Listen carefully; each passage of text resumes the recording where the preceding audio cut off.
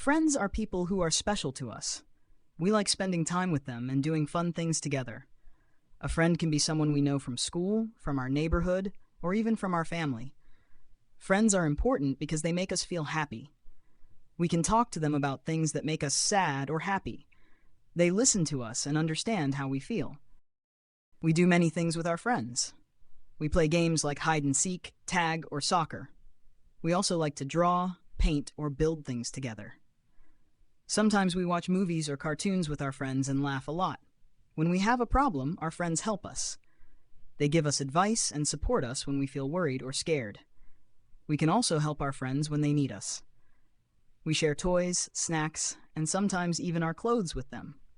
We celebrate special days with our friends, like birthdays or holidays. We give them cards, presents, and sometimes we have parties together with cake and balloons. It's so much fun. A good friend is someone who is kind and caring. They are honest with us and respect our feelings. We trust our friends and know that they will always be there for us.